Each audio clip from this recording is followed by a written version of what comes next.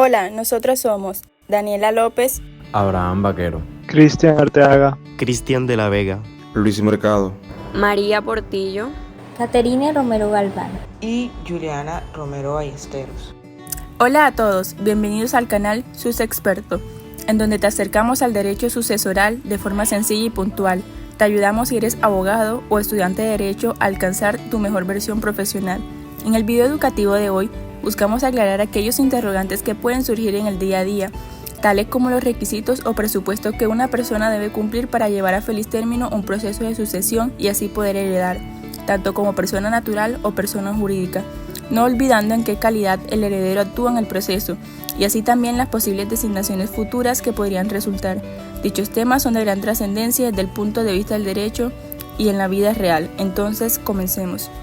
El artículo 1018 del Código Civil colombiano establece los requisitos que debe tener un asignatario para recibir la asignación que le ha otorgado la ley a título universal, es decir, que suceden al causante en todos sus bienes, derechos y obligaciones transmisibles o en una cuota de ellos, o el testador mediante testamento a título singular, es decir, cuando se sucede en una o más especies o cuerpos ciertos, como tal caballo, tal casa, o en una o más especies indeterminadas de cierto género como un caballo, 3 vacas, 600 pesos, etc.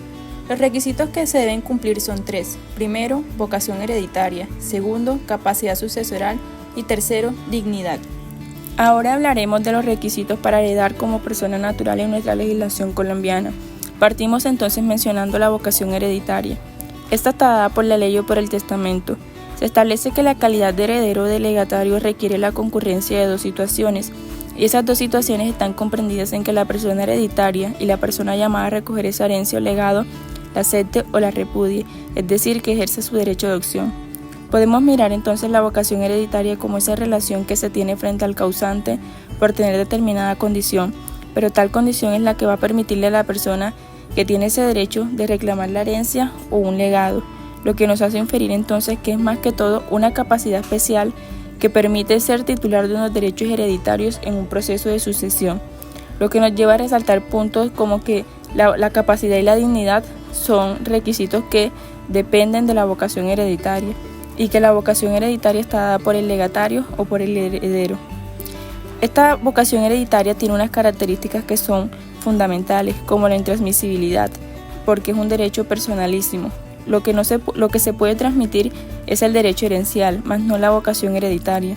Su fuente está dada por la ley o por el testamento, por lo que se debe atender a la legitimidad dada en un testamento o por la ley de acuerdo a los órdenes herenciales. Su finalidad es suceder patrimonialmente al causante. Tiene una individualidad, en razón de que es personalísimo. La vocación hereditaria puede ser directa por ley o testamento o indirecta por representación o transmisión, y si yo tengo esta vocación, puedo ejercer el derecho de opción, es decir, al yo tener la vocación es que voy a tener esta facultad. Esto también hace referencia a que ese derecho de opción que se genera para cada asignación es de forma independiente, por si de forma conjunta heredo por legado o por designación de la ley. En este caso, la persona tiene la facultad de aceptar una y repudiar otra, o simplemente no y aceptarlas ambas. Ahora bien, ¿cómo se determina la vocación hereditaria? Esta va a variar dependiendo del tipo de sucesión que vayamos a tramitar. Si es un proceso testado, se establece a través de un testamento la persona o personas legatarias que gozarán de la vocación hereditaria y que finalmente sucederán al causante por su propia voluntad en vida. Y al contrario, si es por disposición legal, la vocación hereditaria se determina mediante unos órdenes herenciales, para finalmente saber quién es esa persona que está llamada a suceder. En este caso, la ley otorga vocación hereditaria a determinadas personas sobre las cuales se presume que recayeron los afectos del difunto y se lleva a cabo a través de un proceso de sucesión intestado o ab intestato. Para eso establece los órdenes herenciales sucesivos y excluyentes que encontramos en la Ley 29 de 1982. En el primer orden se encuentran los descendientes de grado más próximo, incluyendo los extramatrimoniales y adoptivos, artículos 1041 y siguientes del Código Civil.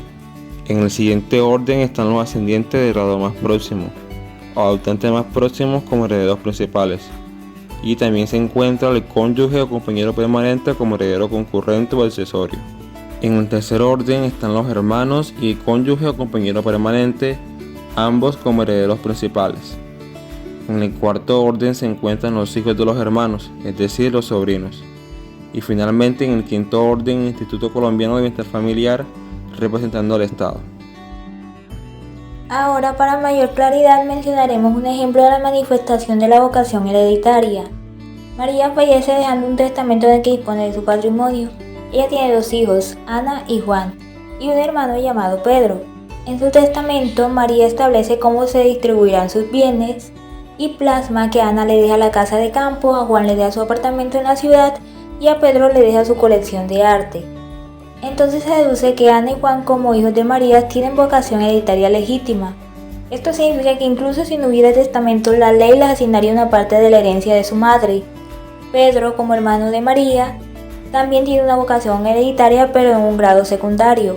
En ausencia de hijos o descendientes, los hermanos pueden ser llamados a heredar por la ley, aunque en este caso, Pedro es llamado específicamente por disposición testamentaria. En cuanto al proceso de vocación hereditaria, con la muerte de María se apertura la sucesión y por consiguiente se activa la vocación hereditaria de sus hijos y de su hermano. El testamento de María se lee y se determinan las disposiciones específicas y finalmente se hace un llamado a heredar para que se dé la delación hereditaria, donde Ana, Juan y Pedro manifestarán si aceptan o repudian los bienes de María según lo dispuesto en el testamento.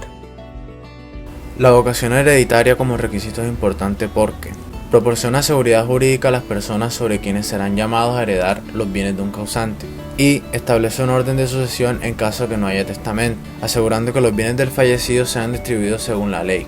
No obstante, concurren situaciones especiales como la renuncia. Si alguno de los herederos renuncia a su parte de la herencia, se produce una alteración en la vocación hereditaria. Y las incapacidades o indignidad. Si algún heredero es incapaz o indigno de heredar, su parte se redistribuye según lo establecido por la ley o el testamento. Finalmente, la vocación hereditaria es el primer paso en el proceso sucesorio y define quiénes tienen la posibilidad de ser llamados a heredar. En el ejemplo anterior, Ana y Juan tienen una vocación hereditaria basada tanto en la ley como en el testamento de María, mientras que Pedro tiene una vocación hereditaria específica según el testamento. La vocación se convierte en una delación hereditaria cuando se formaliza el llamado a heredar y se procede con la distribución de los bienes del causante. El siguiente requisito que debe consumarse es la capacidad y la encontramos en el artículo 10-19 del Código Civil, que establece que para ser capaz de suceder es necesario existir naturalmente al tiempo de abrirse la sucesión, salvo que se suceda por derecho de transmisión. Según el artículo 10-14, pues en este nos dice que bastará existir al abrirse la sucesión de la persona por quien se transmite la herencia o legado. Si la herencia o legado se deja bajo condición suspensiva, será también preciso existir en el momento de cumplirse la condición. Con todo, las asignaciones a personas que al tiempo de abrirse la sucesión no existen, pero se espera que existan, no se invalidarán por esta causa si existieran dichas personas antes de expirar los 10 años subsiguientes a la apertura de la sucesión. Valdrán con la misma limitación en las asignaciones ofrecidas en premio a los que presten un servicio importante, aunque el que los presta no haya existido al momento de la muerte del testador. Este artículo hace referencia a que la capacidad la adquiere por regla general quien exista al momento del fallecimiento del causante, es decir, quien se considera persona sujeta a adquirir derechos en ese instante. De ahí que el asignatario debe existir al mismo tiempo de la apertura de la sucesión. Bueno, al hablar del artículo 10-14 del Código Civil, nos trae una salvedad donde no necesariamente la persona debe existir al aperturarse la sucesión del primer causante, sino que bastará con que exista al abrirse la sucesión del segundo causante, que no ha aceptado o repudiado la asignación, para así poder suceder por transmisión. Por otro lado, nos habla de la apertura que requiere que cumpla una condición para poder iniciarse. Se establece que si bien la sucesión se suspende al cumplimiento de la condición, se requiere existir al momento de cumplirse la condición para así poder suceder. Personas jurídicas como asignatarios. Es de resaltar que con la expresión asignatario no se limita a las personas naturales, sino también se incluye a las jurídicas. El artículo 1009 del Código Civil permite que las personas jurídicas como asociaciones, fundaciones, sociedades y entre otras puedan ser beneficiarias de herencia y legados, siempre que estas entidades existan al momento de deferirse la herencia. En ese orden de ideas y conforme a lo establecido en el artículo 1010 del Código Civil, el asignatario es la persona a quien se hace la asignación y para que entre las personas jurídicas dependerá de la clase de procesos. Procesos como en la sucesión intestada, por disposición legal. Solo las personas naturales pueden heredar, salvo el caso del Instituto Colombiano de Bienestar Familiar, que adquiere el carácter de heredero ante la ausencia de parientes o de cónyuge con vocación hereditaria. En sucesión testamentaria, tanto las personas jurídicas como las naturales pueden recibir asignaciones. No obstante, para poder recibir bienes por el modo de sucesión por causa de muerte, se requiere ser persona al momento de la muerte del causante.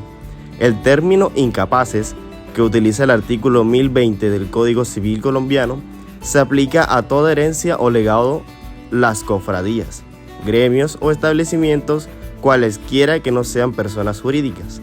Pero si la asignación tuviere por objeto de la fundación de una nueva corporación o establecimiento, podrá solicitarse la aprobación legal dentro del término máximo de los 10 años. Y obtenida esta, valdrá la asignación siempre y cuando sea para la constitución o creación de persona jurídica.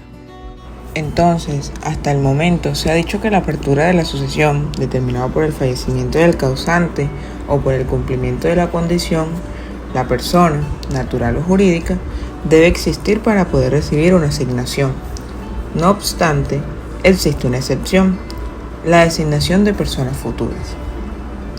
La figura de designaciones futuras, como su nombre lo dice, recae sobre personas de existencia probable. Son aquellas que se espera que existan. Esta excepción puede clasificarse así conforme al artículo 1019, parte final. Primero, si se sucede por derecho de transmisión, basta que la persona exista al abrirse la sucesión del que transmite la herencia. Segundo, los asignatarios póstumos que al momento del fallecimiento del causante se encuentren apenas concebidos. Por ejemplo, el caso de Juan, quien fallece dejando un testamento en el que asigna una parte de su herencia a su nieto, el hijo que su hija María está esperando.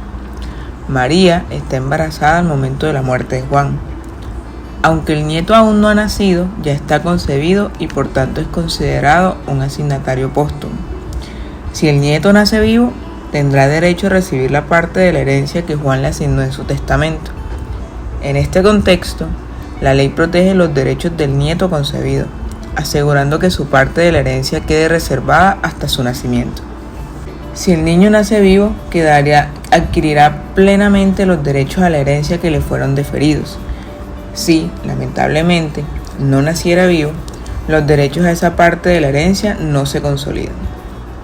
Tercero, las asignaciones a personas que al tiempo de abrirse la sucesión no existen, pero se espera que existan, antes de 10 años contados desde la muerte del causante.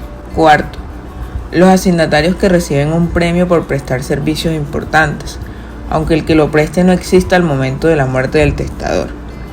Este tipo de asignación se refiere a la capacidad de beneficiar a personas o entidades futuras que cumplirán ciertos requisitos o prestarán ciertos servicios importantes después de la muerte del testador. Por ejemplo, podría dejar una parte de su herencia a una persona que se comprometa a cuidar de su tumba, organizar eventos conmemorativos o realizar alguna obra benéfica en su memoria. Por lo tanto, aunque los beneficiarios no existan al momento de la muerte del testador, por ejemplo, porque aún no se ha determinado quién prestará el servicio, pueden ser considerados asignatarios de la herencia bajo esta disposición específica del testamento. Y quinto, si la asignación tuviera por objeto la fundación de una nueva corporación o establecimiento en miras de crear una persona jurídica y previa aprobación legal, valdrá la asignación, aun cuando al momento de la apertura de la sucesión no exista dicha persona jurídica. Como último requisito para heredar encontramos la dignidad. Es aquella calidad o situación jurídica valorativa que califica a un asignatario para suceder por causa de muerte a la persona de cuya sucesión se trata. Este requisito, que presupone en la persona la capacidad y vocación sucesorial, constituye una condición de mérito para poder recoger la asignación que le ha sido deferida y que es capaz de suceder. En cambio, por otro lado, la indignidad es un vicio o anomalía en la vocación sucesoral, que impide al heredero o al legislatario retener la asignación a él deferida. La indignidad es un asunto de incumbencia privada que hace referencia a la conducta indebida del indigno en tanto implique grave atentado contra el causante o un inexcusable olvido de sus deberes para con éste. Entonces, ¿cómo se declara? Debe ser declarada por sentencia contra aquel asignatario que ha cometido ciertos actos u omisiones que eliminan su mérito para tener derecho a la asignación. Dichos actos u omisiones contenidos en el artículo 1025 del Código Civil colombiano se profundizará en un próximo video. No obstante, existen dos maneras de sanear a un asignatario de los hechos causales de indignidad que le impide recibir y reclamar la asignación y son: purga de la indignidad. De acuerdo al artículo 1032 del Código Civil, la purga hace referencia al liberar a aquel asignatario que ha incurrido en indignidad. Existe un tiempo determinado relacionado de 10 años, siempre y cuando esté en posesión de la herencia o legado. Así queda saneado por disposición legal, lo que le permite recibir y reclamar la asignación. Artículo 1030. Perdón de la indignidad. Puede ser también perdonada por el causante que haya dispuesto así en su testamento tal saneamiento de la indignación. Las causas de indignidad mencionadas en los artículos procedentes no podrán alegarse contra disposiciones testamentarias posteriores a los hechos que la producen, aun cuando se ofreciese aprobar por el difunto no tuvo conocimiento de estos hechos del tiempo de testar ni después. Ejemplos de indignidad. Contexto. Juan es un hombre adinerado que fallece y deja un testamento en el que nombra a su sobrino Carlos como uno de sus herederos. Sin embargo, antes de la muerte de Juan suceden ciertos eventos que pueden afectar la capacidad de Carlos para heredar. Hecho 1. Mala conducta de Carlos. Carlos, con la intención de obtener la herencia de su tío antes de tiempo, atenta contra la vida de Juan, aunque no logra asesinarlo. Demanda por indignidad. Tras la muerte de Juan, uno de los otros herederos, su hermano, Pedro, presenta una demanda ante el juez de familia porque Carlos se ha declarado indigno de heredar. O un proceso judicial. El tribunal revisa las pruebas y concluye que Carlos efectivamente cometió un intento de homicidio contra Juan. Fundamento legal. Una de las causales que establece el artículo 1025 es el que cometió homicidio o atentó contra la vida de la persona cuya herencia se trata. Resultado: declaración de la indignidad. El juez declara a Carlos indigno de heredar la parte que le correspondía de la herencia de Juan. Efecto de la declaración: Carlos pierde todos los derechos sobre la herencia que se redistribuirá entre los demás herederos conforme a la ley o al testamento. Para que la indignidad tenga efecto es necesario que se presente una demanda y se realice un juicio donde se pruebe la causal de indignidad. Una vez declarada la indignidad, el heredero pierde su derecho a heredar y esta pérdida es retroactiva al momento de la muerte del causante. Este ejemplo ilustra cómo un comportamiento grave y reprochable como intentar asesinar al causante puede llevar a la exclusión de un heredero.